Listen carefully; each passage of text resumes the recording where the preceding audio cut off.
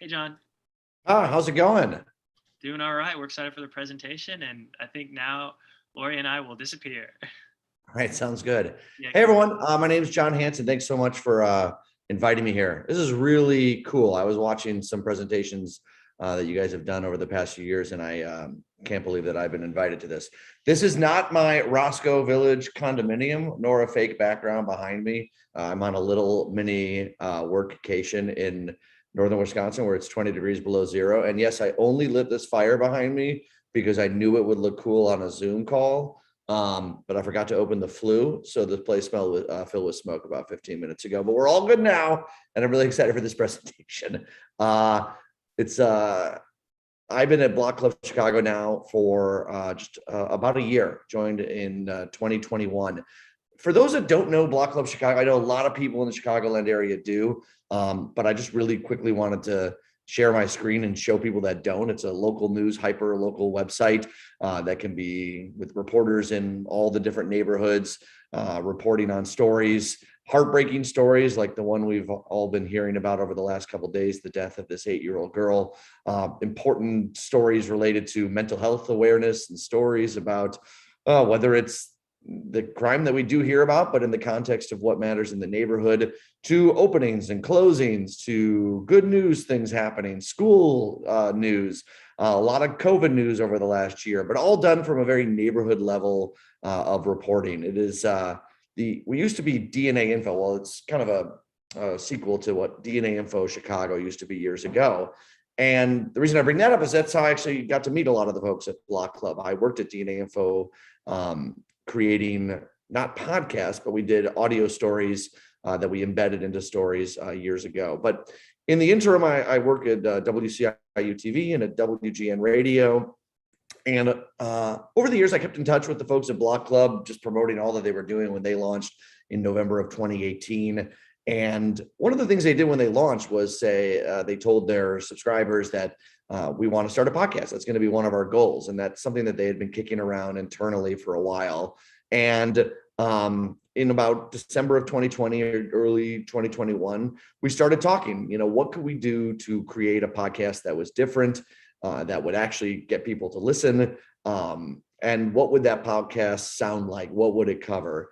And after kicking over ideas back and forth, last April, officially, we decided to launch It's All Good, a Block Club Chicago podcast that primarily solely focuses on good news stories that are happening in our city. And we have a lot of good news on the website, but obviously over the past 2 years, there's been, I don't know, I'd say the bad news has outweighed the good news. So why focus a podcast just on that? And I'm going to have examples of the stories and this that we've done and play some audio clips of what we've done as well. But really, we were on the 1-year anniversary of the pandemic when we really decided to launch this thing. Didn't predict we'd be going into year 2 and almost 3 a year later, but we felt like we needed a break. I think that we have been inundated with COVID-19 news, of course, and I think people want to just have a little breather. Our podcast is 20 minutes long, and we just figured that would be a really nice reprieve for people once a week from the COVID news. We also looked at all the other podcasts that so many other great publications do. WBEZ does great ones, and a lot of radio stations take their news of the day in Chicago and they chop it up and put it into a podcast. CityCast Chicago launched a little bit before we did as a daily podcast. And a lot of those are talking through issues with an expert or a thought leader. And we really wanted to do something different. We didn't want to do it talk radio or reacting to the news of the day.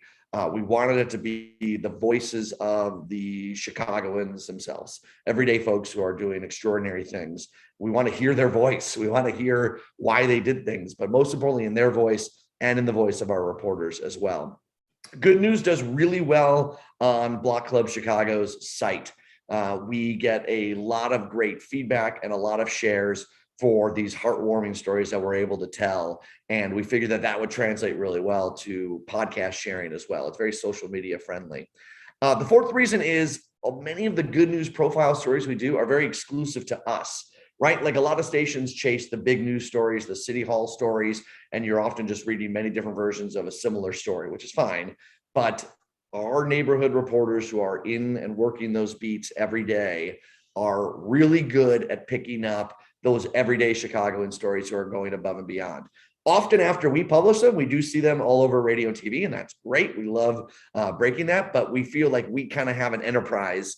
And there's, and of course, the Tribune, sometimes other places too do great work too, but we have a real good beat on what's happening in the neighborhoods and the neighborhood stories. So they're already kind of ours. So let's just use them in a podcast way. The fifth reason we decided to do positive news is it's evergreen. And by that, I mean, it doesn't, for the most part, matter if you listen to it today or 6 months from now, right? Like, it has a positive feel to that. There may be timely aspects of the story, but for the most part, you could binge that podcast, all 30 episodes or 34 episodes that we've done so far, and catch up on it. And it didn't matter that it didn't happen the day you're listening to it. And there's a selfish reason too why we decided to do it. It was a good hook, right? Like, when we decided to publish, we were doing a podcast. It was a good way to show people, hey, we're going to do it a little differently than just a daily talk of what's happening in the city. Hey, here's our hook. It's all good news. It was easy to promote on local radio and TV shows. It was able to get on there, and it was good opportunity, we thought, for sponsors too. Block Club Chicago is a nonprofit business, but to support the business, we were looking for sponsorships, and we were rewarded right away. The very first day the podcast launched, people were reaching out to us wanting to sponsor the podcast, which is great. And I think that there is this energy for positivity and good news. So I'm going to share some of the stories. By the way, it's really weird just talking to all y'all in the blank. Thanks for watching. I hope it feels like I'm rambling on. So I'm going to actually play some of our clips and stuff that we do at Block Club Chicago. So I'll start from the beginning. And well, you already saw this is what the site looks like. But this was our very first story. And the way I find stories is I literally go to our latest stories tab and I just scroll, looking for things that jump out to me, headlines that jump out to me.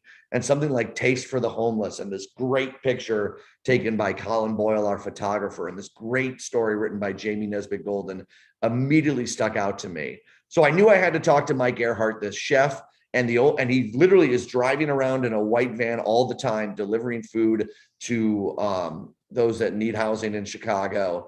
And that's where we talked over Zoom on his phone from a white van. Let's hear a little of that. Dignity is the main key to what this Taste for the Homeless is about. Dignity. Everybody can go out and give a sandwich, give up a few things. They can do that. But what God have me doing is everything that you like to eat downtown of Chicago, everything you would like to taste, whether it's the steakhouse, the best steaks, the best lobsters, that's what I provide. I give you the best food regardless if you lost your job or you're on drugs. I'm going to still take care of you. We were out there for like a couple hours, and you see folks coming up to him like who had gotten help from him years ago, who were still coming through to show up. And it was really awesome. The second voice you heard there was Jamie Nesbitt Golden, the reporter. And right away in that first episode, first of all, Chef Mike is awesome. And you can just hear his enthusiasm in his voice for what he does. He feels very driven. He has this, he's very faith-based, and he feels like he's set here to do this stuff. And just hearing him tell that story is, I think, way more powerful than just me and Jamie talking back and forth. But what I discovered quickly is that the less I'm on the podcast, the better. I get to talk plenty on WGN and WCIU, and I love editing these stories and letting the reporters do a lot of the driving for them.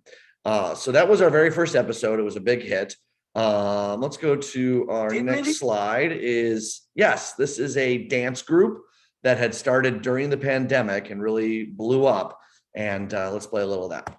And I feel like it's so important for especially like young kids and like around my age to definitely have like people to reach out to and talk to and have that person-to-person like interactions, because it's just such a growing experience and time of your life. We're always communicating. Me and the team are always communicating, even if it's with or without the coaches. Because me and Jay come from a competition background, it's really hard to put into words, but like that Oops, sorry, I just hit escape. Anyways, you were able to hear from sorry guys, you heard from a student and you heard from one of the dance teachers as well. And they also, a little bit later in that clip, you would hear from our reporter talking about how he used to be in a dance group when he was in high school. And that's the other thing I like about this podcast is it gives our reporters a chance. They would never write that in the story. Obviously, they don't write in first person, but the podcast gives our reporters a chance to share a little of their history and what they've been through and the context that that brings to the story as well. And I won't hit any buttons until the clips are done next time. Let's go to the next one here. The Secret Society of Chicago Bakers. This was done by Jennifer Billock, and I loved this story. I don't know exactly all of them because some of them don't like to talk about it, but like some of the big names, Dinkles, Venisons, Weber's. There are a couple outside the city. So what happens at these meetings as far as we know? They want each other to succeed. All the bakers I talked to said that there's not really a whole lot of competition. They're just trying to help each other out. So what happens is once a month, they meet at one of the bakeries, but they've decided in advance that someone is having an issue with a certain product they're selling, like pound cake. And so everyone makes their version of pound cake and they bring it to this bakery one day a month, and then they go around the room and taste each other's pound cake and talk about like what is not working, what is working, what could be done differently. And then everybody takes that information back to their bakeries and improves their products. Part of me wonders like, oh man, they're giving each other their secrets. That ruins the competition. Yeah, this was an awesome story of the Bakery Secret Society. We determined early on too that podcasts that are about neighborhood institutions that have been around for a century or so do really, really well too. People, of course, like tapping into that nostalgia as well. Here is the next one. This is a great story. And this is my example that I give to reporters a lot. You know, like obviously we cover good news, but this is a woman who fought through drug abuse and trafficking at a young age. And I always tell folks that as long as the story ends well, it's all good. And here's a little from Melissa Hernandez. I remember being about 14 years old. I was filled with so much pain. I didn't even know why, right? I didn't know everything that I was going through was wrong. I thought it was normal. Melissa Hernandez's childhood was anything but normal. It's amazing that anyone could have gotten out of some of the circumstances she endured alive, let alone contributing to her community and her city in such a big way. You all know it's a good news podcast, so we're going to get to that in a bit. But to understand Melissa's drive, it's important to hear a bit about how the Belmont Cragen native grew up. So she went through a lot of things, and for her to even open up and share that story was really impactful. I didn't want to play much of the sad part of it here because it's a bit of a downer, but a hugely impactful story, not only politically, but within the neighborhood, but she's been working with Sheriff Tom Dart on a bunch of other projects as well.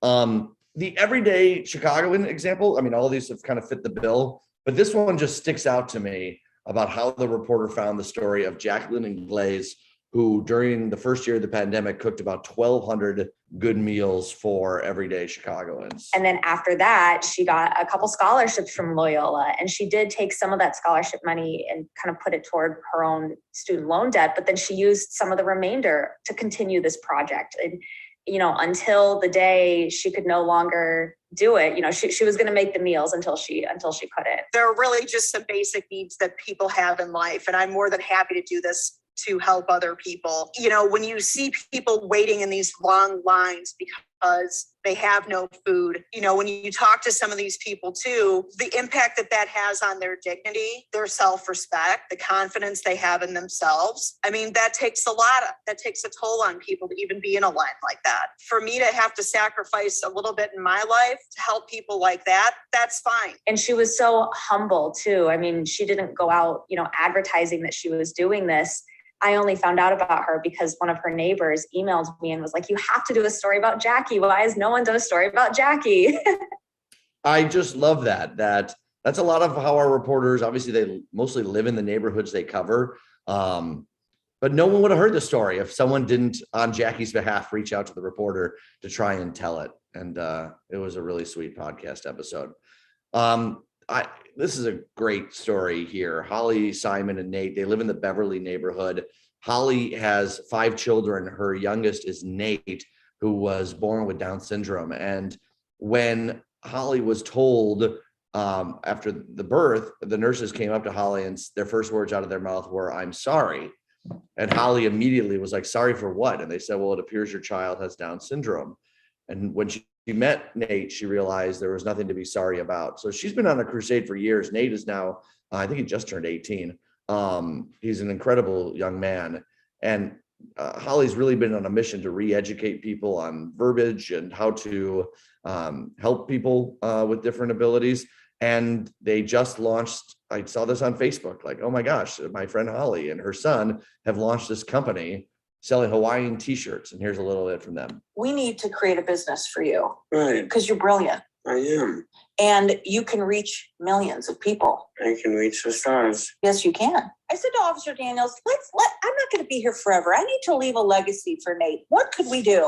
And I had an idea of like candles and he said, Holly, your son is known for his Hawaiian shirts. Whenever we go out, people compliment him. Yeah. Right? Yeah. The whole thing is the Hawaiian t-shirts, as Hawaiian t-shirts are a staple in Nate's big and bold, bright wardrobe. I kid you not. Within 3 days, we had a company. 3 days. And within 1 week, we sold out. It's a great story there. This is one of my favorites too. I think this is the last example I have for you, but a gentleman by the name of Ted Erickson, who was 93 years old when this story came out, was celebrating the 60th anniversary of when he became the first person to swim across Lake Michigan. And you can see, obviously, there he is older with another swimming buddy. And they, on the anniversary, actually went out to the 63rd Street beach where his race across Lake Michigan began. And he ended up going on and doing incredible swimming feats across. I think he's the first person to go back and forth in the English Channel in one thing. He's also swum up and down Lake Michigan now, I believe. But interviewing a 93-year-old is interesting from an audio-visual standpoint. And he was incredible because he was able to figure out Zoom. All of our interviews, for the most part, are done during Zoom because of COVID.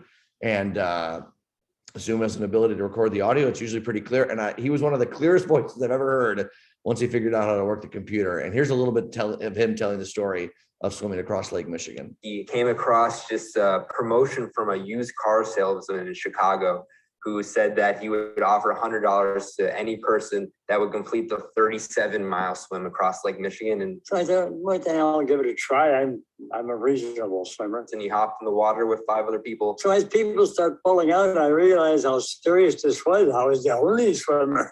But I kept plugging along. Swam through stormy conditions. My wife wanted me to stop, and I said, well, let's swim till I can't swim anymore. And the next thing I knew, I was approaching Michigan City, and there I was. And through choppy water, so much time alone, just in your own thoughts. He did it for 36 hours. And swimming through the night was a relatively new experience for me, obviously. And we think he was the first person to swim across the lake, at least in recorded history. Chicago Tribune reported him having it. It blasted on the cover of the Tribune the next day. It's incredible. Yes. 36 hours swimming through the night. I don't think it was included there, but his wife was along with him in a rowboat the whole time, just to make sure he was okay right next to where he was swimming. And he said it got pretty choppy, but they made it across.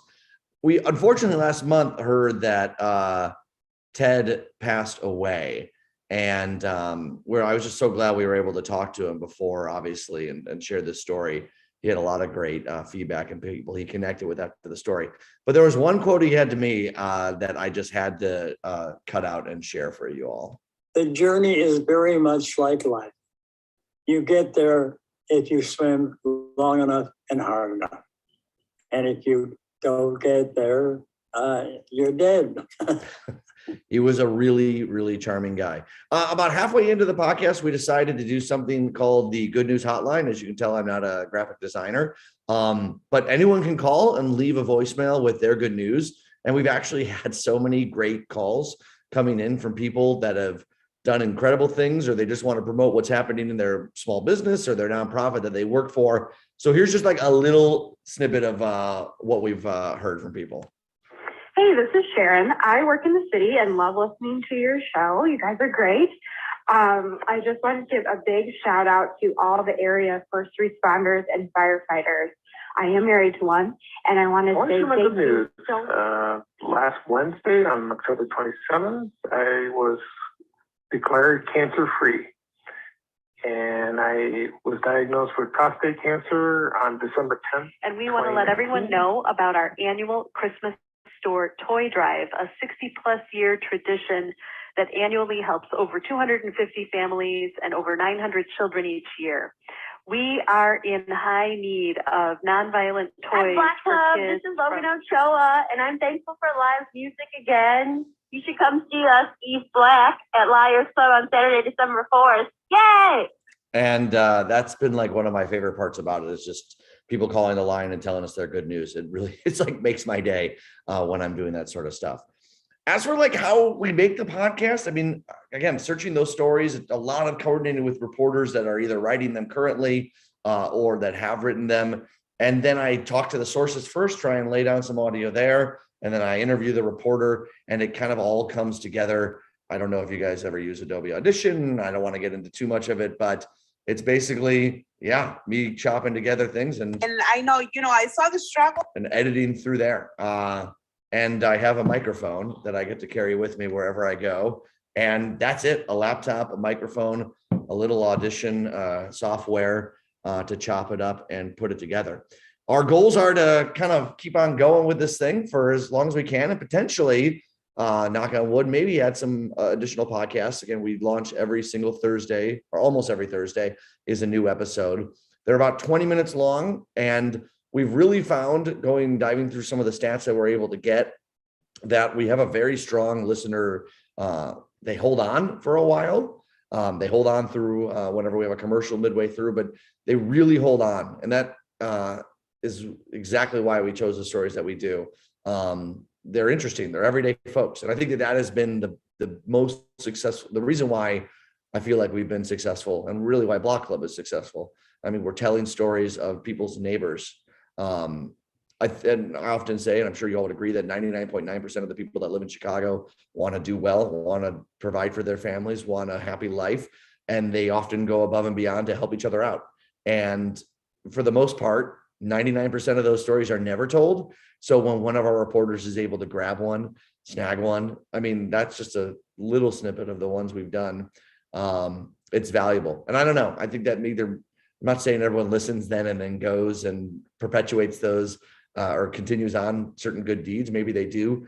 But again, a 20-minute break once a week feels really good to me and really good to our many, many listeners. I have droned on now for a while. So that is the basic gist of our philosophy and what we do. I think I hit the time okay. Are we, is now when we would open up for questions? Is that how that works? Yeah. So thank you so much. We'll go ahead and move to Q&A. We've appreciated the comments in the chat, and we'll just make one note here as you were moving through the presentation. One of the comments in the chat was that I guess one of the audience members mentioned that they worked for Melissa. So oh, cool. That was noted in the chat. I'll start us off, and just so first, for those who have questions, please share them in the YouTube chat. We'll be looking over there and then sharing them out. But first, this is such a cultural moment to be sharing these heartfelt stories. What's it like? As you mentioned, a lot of them are done through Zoom. What's it like reporting through this medium in this time? I've actually found it to be, because I've done plenty of in-person interviews for a long, long time. I think people open up more when I'm not right next to them with a microphone in front of them. I have found that, and I can meet people where they are quicker all over the place, right? Like I mentioned, Mike Earhart, him in his van, if we had just met up and done the interview, maybe we would have met where he's like handing out food or maybe we would have met in an office somewhere or in a studio, right? But like talking to him in his van when he had pulled over on the side of the road in between deliveries, I don't know. I felt like I got him in the moment of what we were talking about. And yeah, I just walking around with this, and anyone that's ever done any television, you put a camera and a light on someone. I mean, some people glow and they're great no matter what, but like something about them being wherever they want to be comfortable. And we turn the video off. It's just me talking to them. First of all, that makes it a smaller file, but most importantly, it's just us talking. And we spend like 10 or 15 minutes. I just try and catch up with them on what they're doing, what their life is like, and then we open up. And I think it's been great. I mean, like, I wish each of them had a great quality microphone that could capture audio, but I don't know. I think it sounds pretty good. It sounds almost more real. Do you think that the podcast reaches a different audience than other local news podcasts? Yes, I do think so. Well, first of all, I think that we do have a wide audience on Block Club Chicago when we promote the podcast there. So I think we get a lot of people that do listen there. But yeah, I think we have reached an audience that is sick of the everyday mundane stuff, right? Or we've reached an audience that certainly just wants that different taste. I don't know if it's a completely different audience than general news consumers, but I think we've caught them in a better mood. I think we've caught them who maybe won't click on a podcast when we're really going to dive into this heady thing, or it's like, here's the news of the day, or here's the top 3 stories of the day. I think those stories come with, I've gotten it somewhere else already. I don't need it here on my commute home. Maybe.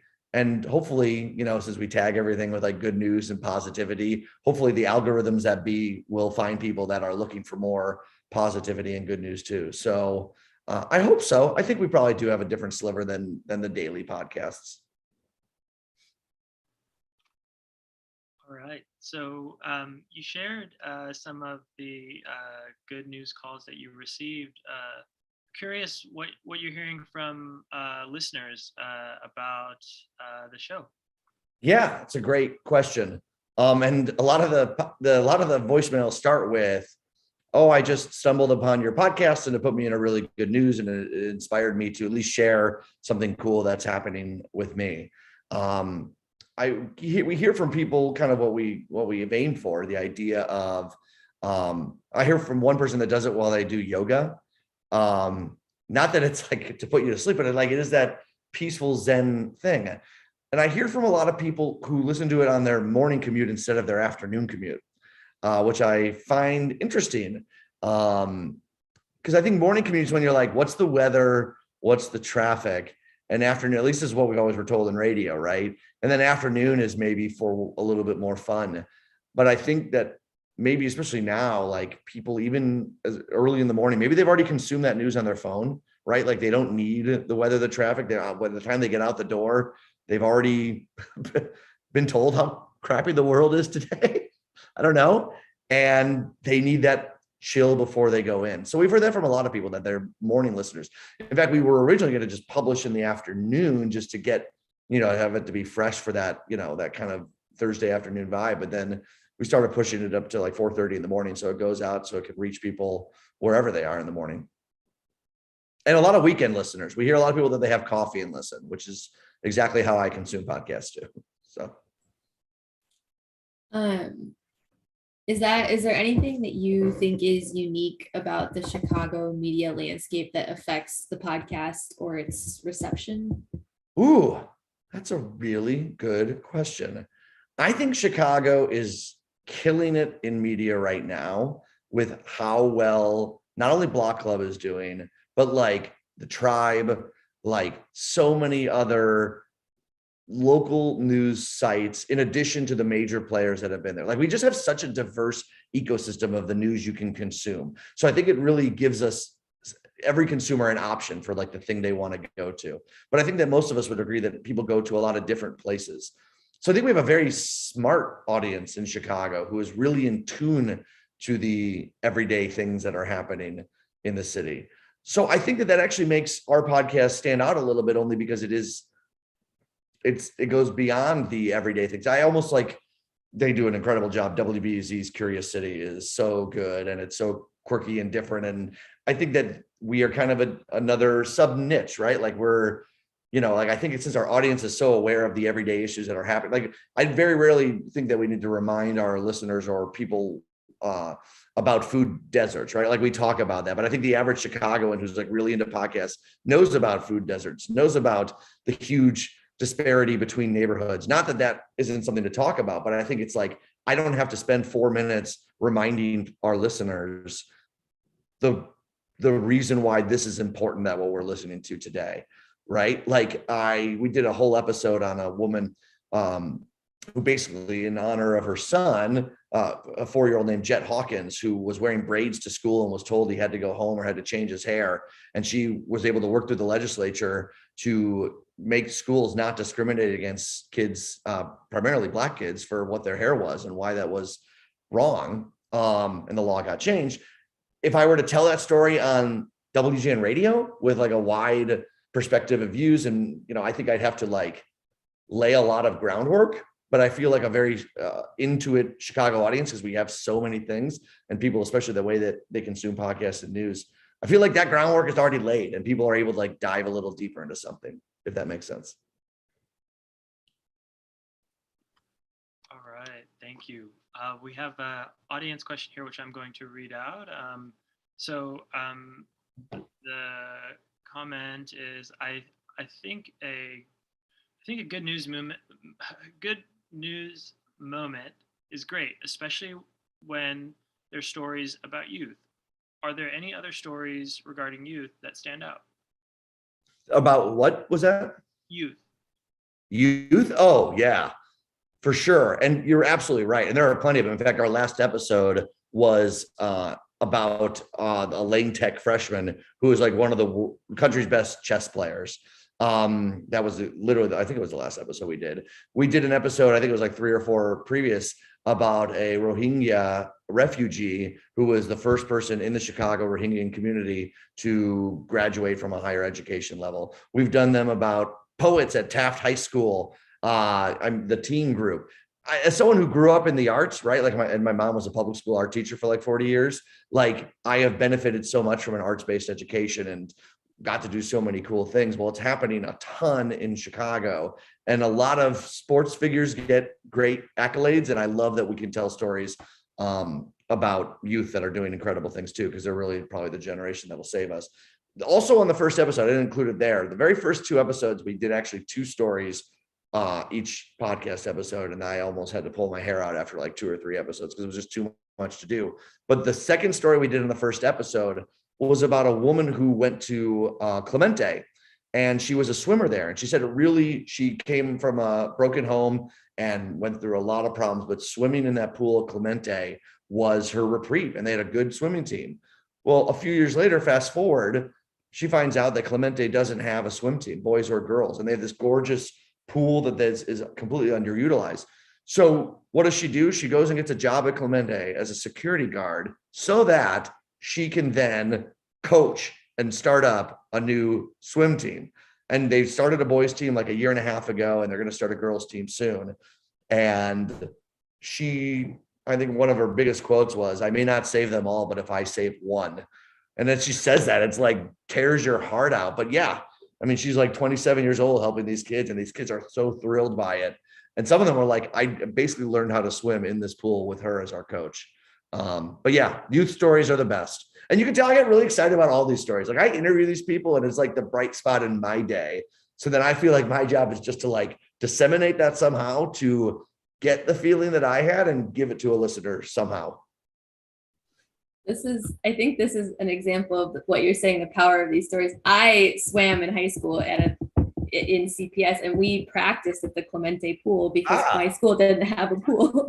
So to have it be underutilized and not used is like a crime, right? Like, yeah. So, but I've been in that swimming pool too. So, and there's a follow-up question. In a broader sense, what is it like connecting with youth as a reporter, and what impact do you think these stories have on a younger audience? Boy, to part one, what's it like connecting? It's awesome. Number one, they always know how to work Zoom, and it's really easy to interview them. So whenever I'm like, oh, I'm going to interview a high school kid, it's like, oh, this is going to be a breeze. But the challenge is to get them talking and to get them comfortable. And to the earlier point, I think Zoom really helps with kids. I think they're so used to it now, especially through the past 2 years. Anyways, I don't know. It's inspiring. It reminds me of like when I was in high school and I was so excited to like tackle the world and like make a difference. And like so many, I think we're all so used to generations now, all of us that are beyond youth, rolling our eyes at Gen Z and TikTok generation, all this stuff. But like, there are so many things whenever I talk to someone in our communities, they're just like we were at that age. They have different ways of expressing themselves and doing it. And it's I don't know. I think it's like a reminder to me that like, they're going to be good. They're in good shape and they've had to deal with so much over the past 2 years. As for listening, I hope they do. I think that that's a great thing about a podcast. I think that obviously podcasting has blown up in the last few years. And that includes folks 14 to 21. Not as much growth as other areas, like 21 to 35-year-olds, but part of that's just who consume, like when you were 15, did you listen to talk radio all day? Probably not. But they're into it. And I often get emails from high school students pitching what they're doing in their clubs, activities, and things along those lines. So I know we're reaching them, at least some of them. And balancing the neighborhoods is like, that's the other thing. I didn't quite say this in the front, but like, and this is kind of a tangential thing, but like, if I just did a Taft story, I'm not going to do another one. Clemente, same thing. Like, I really want to try and reach, just like our reporters do, like really balance things out and give voice to the voiceless, or often the voiceless or the overlooked. And that's like a huge part of our podcast. If you go like 1 through 34 of the episodes we've done so far, you can kind of like, not that that's what we do, but like you can kind of see the representation that we hope to have, because that's our Chicago voice. All right. So our next question is, are there any other podcasts that have especially served as an inspiration? Oh, it's funny because when I listen, the podcasts I listen to are true crime podcasts. So no, and they're, but I grew up, you know, they do podcasts now, but I was a big NPR listener and Curious City and stuff like that. I like long form audio storytelling. When I was actually a kid, when I said no one listens to talk radio when they're 15, it was actually, I was the only one.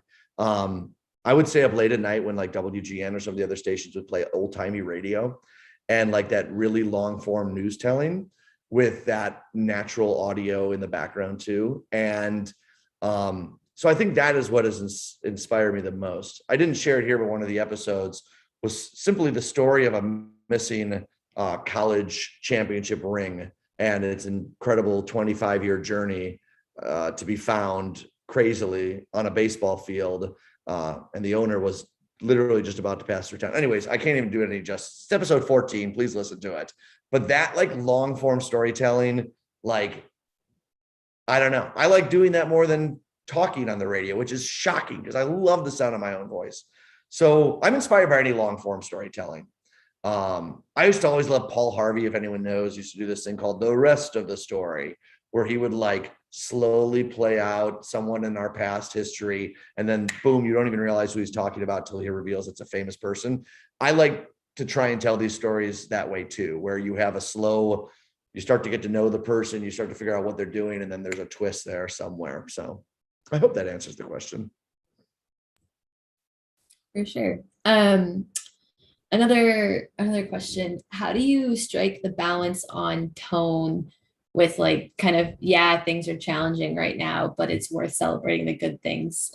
Is that something that you've thought about, especially during the pandemic? Yeah. And especially something we thought of when we launched, right? Like when I would be going on radios and TV shows to promote what we were doing, that was always a question people asked, like, but it's not all good news. It's all good. And I'm like, of course not. Of course not. And our site doesn't do that.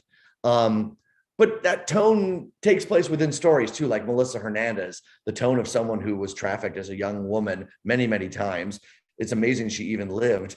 And now she's transitioned and she's helping out women, but she's helping out a lot of women that are going through the same thing, right? That sure isn't, it's all good. And there are tone changes throughout that story that you have to kind of not overplay. Like, I don't think that our goal is to try and convince people that everything is fine. I think that if you listen to the podcast, you get the sense of like, here's this bright, shiny penny on the sidewalk that I found today. And that's sort of the tone, right? I had to watch myself, and like, we were launching in April. Boy, May and June looked great. We were doing stories about how like we almost were referring to the pandemic in the past tense. And thankfully, every time we said it, we're like, it's just to cover ourselves. And it turned out to be true. So yeah, that is a challenge, adjusting to the tone. But I think that honestly, the people who tell the stories, the subjects, are really good at balancing it themselves, because they obviously know the circumstances of the world abroad. So.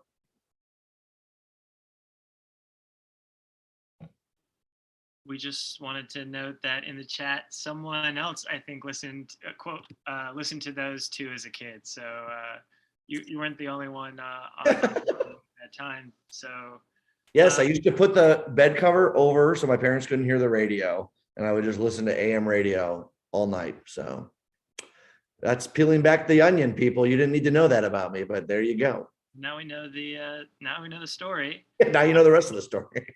Yeah. Okay, so I think we have time for a few more questions. So if anyone in the chat has an outstanding question, please share that now. Looking back,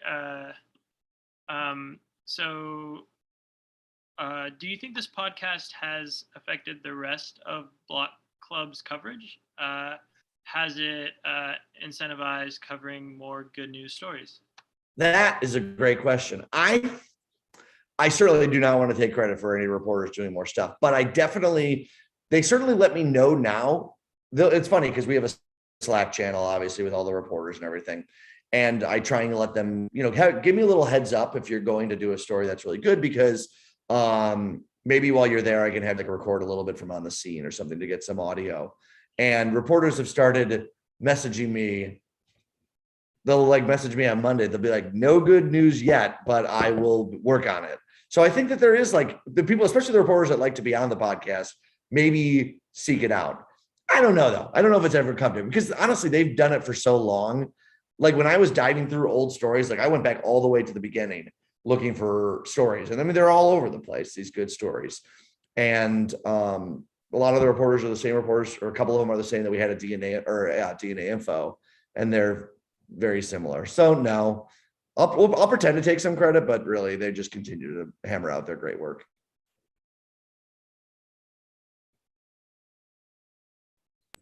Okay, I think that this might then be our last question. How do you decide to balance the voices of reporters with the subjects of the actual stories? That's a great question. I've learned that as I have gone. Because I interview each person, and I used to kind of try and merge the interviews themselves, right? Like me asking the subject a question and me asking the reporter the question. And not only do I sometimes record in different rooms and the audio is all different, it just didn't work. What I have found is the best way to do it is to literally take myself out of it. I put myself in last. I'm not trying, because what I do is I listen to the audio. I isolate the audio of the subject and the audio of the reporter. And oftentimes we're kind of telling stories chronologically, and literally I just kind of piece it together and make sure that no voice is ever out of the equation for more than a minute and a half, so that they surprise you when you hear from them again. And I let the reporter, who did the darn grunt work anyways, be the person to move it along. In fact, you could probably listen to most of my I call it the rough cut, and know what the story is. And then I just listen to it. And anytime that I'm like, oh, that just needs a little transition, that just needs a little reminder, here's where we are, I just write out, I'm like, all right, at 36 seconds, just remind us people to say, and that was her last time at the zoo. That's a bad example, but just those little blips. And I feel like the last 15 episodes have been better because I'm learning this as we go too, what that correct balance is. But it's tough. It is tough because I want to hear from the subject as much as possible, but a reporter knows that how I'm trying to craft this. So they may be able to sum it up a little bit better. And as a subject, instead, I just want them to free flow, because that's when you get the best stuff. But sometimes they talk for 7 minutes and I use they answer a question over 7 minutes because they're so passionate about this. and I have to take out so much, and it's like down to like 28 seconds. And I need that reporter to kind of like help move the story along. So it's a tough balance, but it's fun. That's the challenge. That's what I like the most of it. We did actually get one more question sneaking into the wire in the chat. Obviously they're hard to interview, but do you have any stories about animals that have done big things? Animals. Oh, I did do one animal podcast. The Windy City Mushers are an organization that actually does mushing, where they get, if you have a big dog, and even small dogs are welcome to come, they meet during from like, I don't know, like I think it's October through March. They meet at, they sometimes meet at like the 87th Dan Ryan Woods, but sometimes in the suburbs. And they do mushing, even when there's not snow on. They have these carts that are built, and they do competitions where people's pet owners can, especially if you have like a big dog, like a husky or an Akita, they race. And it's a social event, not only for the people, but for the pups. They even have Chihuahuas. They don't pull people. Don't worry, people. They have like little things that they can pull. So I want to go to one of those events. Trust me, on TV, I did so many pet stories. TV is like, that's where pet stories go to live. So I've done plenty on there, but only one podcast pet episode, I believe, so far. But they're represented. Cool. So I think that's a wrap. And the question, I think, was partially inspired by my dog. So sorry. Distracting. Yes. She was excited to hear about the mushers. So she was, yeah, right. Young. There you go. Yeah, I think we're ready to wrap up. So if folks want to head over to the, well, actually, yeah, sorry. Thank you, John. Thank you so much for this for good news, as we all need right now.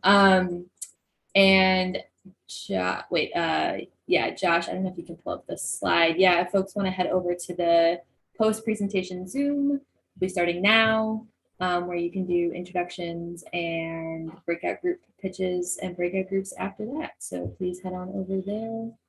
And I think, Cameron, do we have to do the... Yeah, so thanks again to John, and we'll send everyone off and say, I think stay safe, take care, and go for